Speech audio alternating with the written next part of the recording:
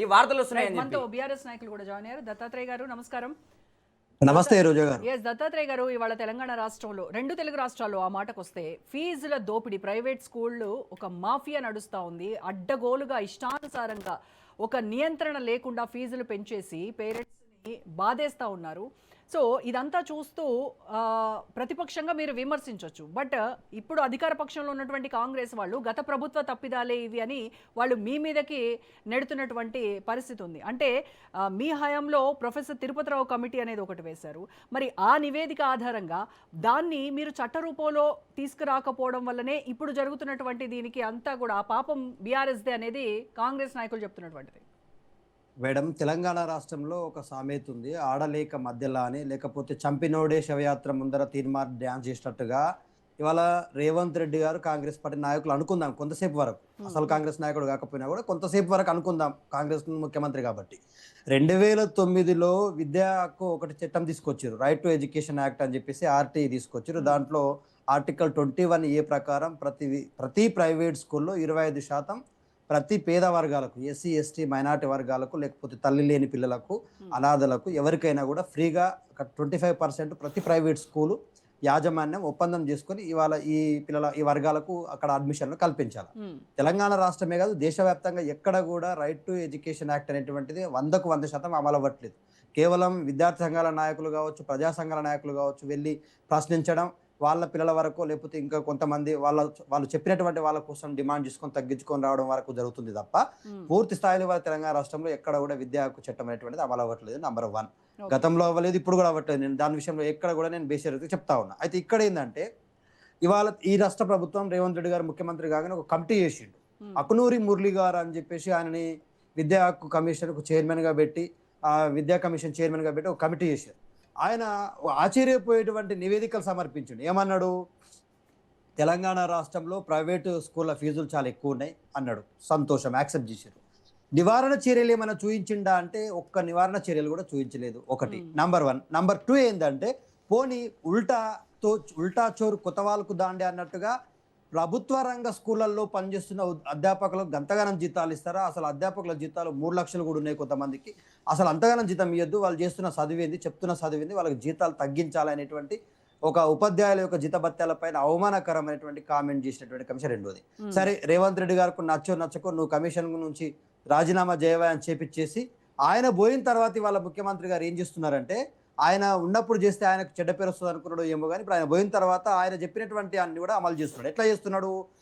ఇప్పుడు మొన్న ఒక ప్రైవేట్ స్కూల్ ఇనాగ్రేషన్కు పోయిండు. నాకు ఆశ్చర్యం ఏమనిపించిందంటే ఆ స్కూల్ యజమానేమో బీజేపీ ఎమ్మెల్సీ ఏవిఎన్ రెడ్డి గారు అని చెప్పేసి, ఆ స్కూల్ ఏమో గ్లోబల్ ఇంటర్నేషనల్ స్కూల్ అని చెప్పేసి పెట్టిండు. అదేమో ఒక ప్రైవేట్ స్కూల్. దానికి పోయి ముఖ్యమంత్రి గారు ఈ రాష్ట్రంలో ఉన్న విద్యా వ్యవస్థను ప్రైవేట్ పరం చేయాలని సంకేతాలు ఇచ్చిండ్రా ఒకటి. రెండోది ఏంది, ఒక ప్రైవేట్ ఆసుపత్రి ఇనాగ్రేషన్ కు పోయిండు, అపోలో ఆసుపత్రి అనే దానికి పోయి అపోలో ఆసుపత్రులు ఈ రాష్ట్రంలో ఈ దేశంలో 100కు పైగా ఏర్పాటు చేయాలని చెప్పి చెప్పిండు. అంటే ప్రైవేట్ విద్యా వ్యవస్థను, ప్రైవేట్ వైద్య వ్యవస్థను ముఖ్యమంత్రి గారే స్వయంగా దగ్గరుండి బ్రాండ్ అంబాసిడర్ లాగా ప్రమోషన్ చేస్తా ఉన్నాడు. ఇది దేనికి సంకేతం? కాంగ్రెస్ పార్టీ నాయకులు సమాధానం చెప్పాల్సిన అవసరం ఉంది. సో ఇక ఫీజుల విషయంలో రోజా గారు, మీరు, నేను, ఇక్కడ ఉన్న వాళ్ళు ఎవ్వరం కూడా అతిథులం కాదు, అందరం కూడా ప్రైవేటు ఫీజుల బాధితులమే.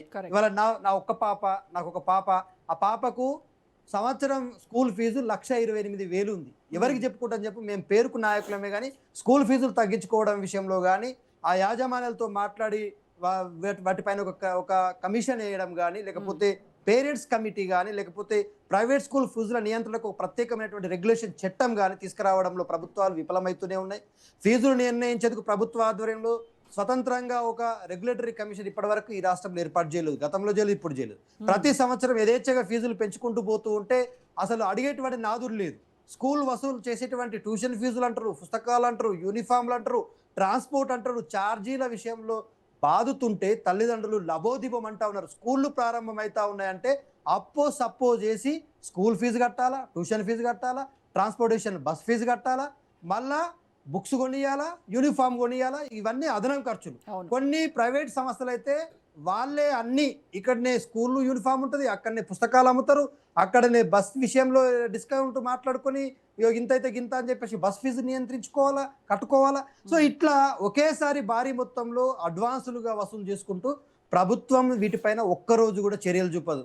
ఏమనంటే మేక మీద అంటారు కదా, తెలంగాణలో ఒక సామెత ఉంది, దున్నపోతు మీద ఆరబడ్డట్లుగా ఒక రోజుకు మీటింగ్లు పెట్టి తూ అని చెప్పేసి అనడం తప్ప ముఖ్యమంత్రి గారు మేకపోతు గంభీరాన్ని ప్రదర్శించడం తప్ప ప్రజలకు లాభం చేకూర్చే ఒక పని దత్తాత్రేయ గారు, ఈ సమస్య అనేది ప్రైవేట్ స్కూళ్ల బాధుడు, ఫీజుల బాధుడు అనేది ఇవాళ పుట్టింది కాదు. ఇది గత కొన్ని సంవత్సరాలుగా, దశాబ్దాలుగా మనం మాట్లాడుకుంటున్నాం. నాకు తెలిసి నేను నా కెరియర్ స్టార్ట్ చేసినప్పటి నుంచి కూడా ప్రతి సంవత్సరము అకాడమిక్ ఇయర్ స్టార్ట్ అవ్వగానే చేసేటువంటి డిబేట్ ఏదైనా ఉందంటే ఇదే, స్కూళ్ళ పెంపు, ఫీజుల పెంపు.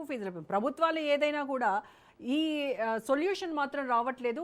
దీంట్లో మాత్రం ఎలాంటి చేంజ్ లేకుండా ఉంటుంది.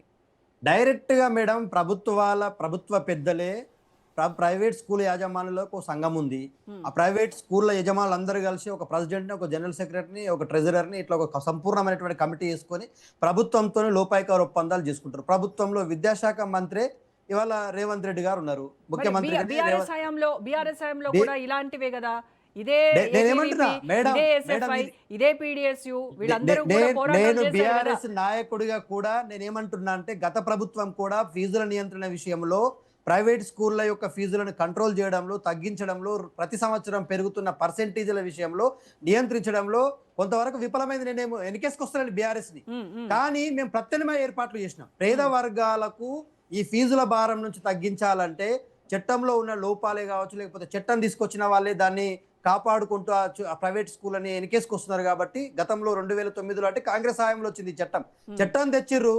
కానీ ఆ చట్టానికి ఏముంది మేడం, ఏమి అంటే 2017లో ప్రొఫెసర్ తిరుపతిరావు కమిటీ మీ ఆధ్వర్యంలోనే కదా, మీ హయాంలోనే కదా. తిరుపతిరావు గారి కమిటీ చాలా స్పష్టంగా చెప్పింది మేడం. ఏమన్నది, ప్రతి దానిలో ఆయన ఇచ్చినటువంటి వాటిలో మీరు ఎన్ని ఫాలో అయ్యారు చెప్పండి. అదే చెప్తా ఉన్నాం.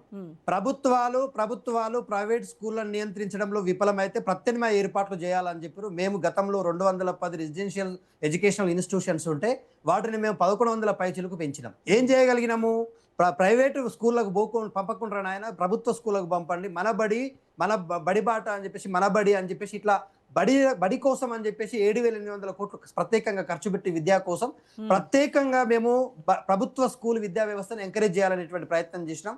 ప్రతి స్కూల్లో ఇన్ఫ్రాస్ట్రక్చర్ డెవలప్మెంట్ విషయంలో కొంత ఖర్చు పెట్టాం. కానీ మేడం, కార్పొరేట్ స్థాయిలో ఈ ప్రభుత్వ పాఠశాలను మారుస్తాము అని మన ఊరు మన బడి అని చెప్పేసి, మన ఊరు మన బడి ఒకటి కావచ్చు. రెండోది మేడం, మేము రెసిడెన్షియల్ విద్యా వ్యవస్థని దేశంలోనే ఇప్పటి వరకు ఈ దేశంలో ఏ రాష్ట్రం కూడా ఏర్పాటు చేయని విధంగా మేము ఏర్పాటు చేసినాం. దాని ఫలితాలు కూడా మనం అనుభవించాం. మేము గర్వంగా చెప్పుకుంటాం. రెసిడెన్షియల్ విద్యా వ్యవస్థ వల్ల తెలంగాణ రాష్ట్రంలో మీరు చూడండి, దాని ప్రత్యామ్నాయంగా ప్రభుత్వ ఆధీనంలోనే ఒకప్పుడు మెడికల్ కాలేజీలు ఉండే, మనకు ఉన్నటువంటి ప్రభుత్వ ఆధీనంలోని మెడికల్ కాలేజీలు మేము తెలంగాణ రాష్ట్రం ఏర్పడే సమయానికి 7 నుంచి 8 మాత్రమే ఉన్నాయి.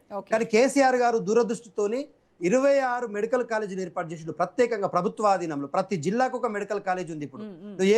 ఇప్పుడు ఒక కోయ కుటుంబానికి చెందినటువంటి అమ్మాయికి 3 లక్షల మెడికల్ ర్యాంక్ వచ్చినా కూడా నీట్లో ఆమెకి వాళ్ళ తెలంగాణ రాష్ట్రంలో సీట్ వచ్చేటువంటి అవకాశం ఉంది. 8,000 పైచిలకు మెడికల్ సీట్లను మనం పెంచగలిగినాం.